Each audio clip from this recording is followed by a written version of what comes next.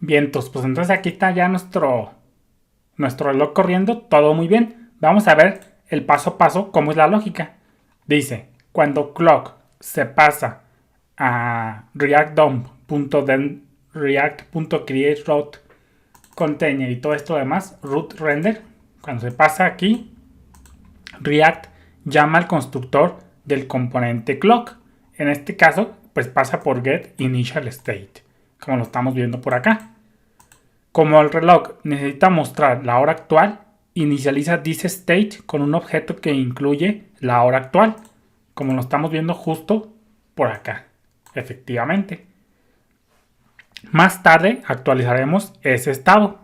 Y entonces, ya como segundo paso, React llama entonces al método render. Vemos cómo se viene por acá. Método render. Efectivamente. Del componente clock.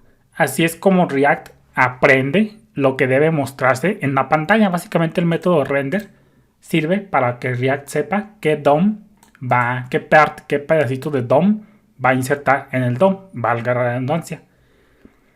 React entonces actualiza el DOM para que coincida con la salida del clock, del reloj. Número 3. Cuando la salida del reloj se inserta en el DOM, React llama al método del ciclo de vida component DealMount, que lo estamos viendo justo por acá. Efectivamente.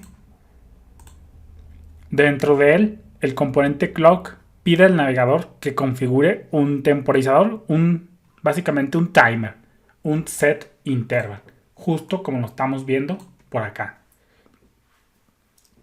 Para llamar al método tick del componente una vez por cada segundo, this.tick, y this.tick lo tenemos como un método.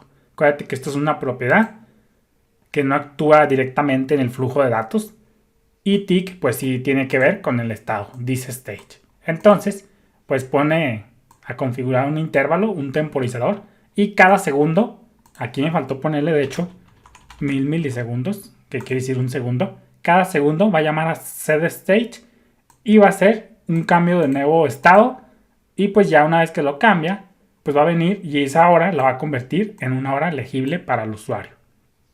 Entonces el paso número 4, cada segundo el navegador llama al método tick y dentro de él el componente clock programa una actualización de la interfaz de usuario, llamando a setState con un objeto que contiene la hora actual. Acuérdate que cada vez que se crea un objeto newDate, pues vas a traer un objeto date de hora y fecha, y con tu locateStream, pues fíjate cómo accedes a la hora local. Gracias a la llamada a setState, React sabe que el estado ha cambiado. Acuérdate que cada vez que se llama setState, se realiza una actualización. React sabe que el estado ha cambiado y llama de nuevo al método render para saber qué debe aparecer en la pantalla. Esta vez, thisState.date en el método render será diferente, por lo que la salida del render incluirá la hora actualizada. Entonces, pues aquí, cada vez que llama el setState, pues ya aquí ya viene la hora actualizada. Número 5. Si el componente clock se elimina alguna vez del DOM, React llama al método del ciclo de vida componentWidthMount para que el temporizador básicamente se detenga. Entonces ya cuando se llegue a desmontar nuestro reloj del DOM, antes de eso se va a llamar a este método en cuestión. Entonces voy a pausar el video y voy a abrir los diagramas del ciclo de vida de React. Bien, entonces lo tenemos por acá. Ahora vamos a ver, ya cambiando un poquito de tema, que ya tenemos nuestra aplicación del reloj ya funcionando, esto ya está listo. Vemos cómo cambiamos, ya con este ejemplo ya vimos cómo nuestro reloj que teníamos anteriormente, déjame ver si lo tenemos por acá. Lo teníamos básicamente con props y lo teníamos con set interval. Bien, fíjate cómo cambiamos nuestro reloj de sin estado a un componente con estado. Y básicamente eso es lo que es un componente con estado. Un componente con estado no depende de alguien más por sí mismo. Él se renderiza solo y tiene vida por sí mismo. El componente yo así lo veo, que algo con estado pues se pone independientemente. Fíjate cómo aquí ya nuestro componente de reloj ya no necesita de alguien tercero que le brinde la data, sino que él en sí mismo tiene vida, por decirlo de alguna manera. Entonces vamos a abrir nuestro diagramilla y ahora vamos a ver, ¿te acuerdas que hace Anteriormente vimos lo que es el estado interno, intermedio. Pues ahora vamos a verlo, lo referente. Vamos a regresarnos un poquito más, vamos a retrasarnos, vamos a dar 2 pasos para adelante y 1 para atrás. Y ya vimos pues todo lo referente al constructor, al método render, que no hay mucho que decir. Y luego ahora vamos a centrarnos ya en component DDoM mount. Fíjate cómo aquí pues básicamente tenemos pues la fase del render, dice puro y no tiene efectos secundarios y puede ser pausado, abortado o reinicializado por React, la fase del render. Y luego ahora vamos a pasar a la fase del commit. Dice, puedes trabajar con DOM, correr efectos secundarios y agendar actualizaciones. Un ejemplo de efecto secundario pues es una petición fetch, una petición asíncrona hacia una API. Entonces, fíjate cómo dice que la fase de mounting se da cuando se monta un componente en el DOM. Por consecuencia, cuando un componente se monta, también obviamente estará montando los componentes hijos.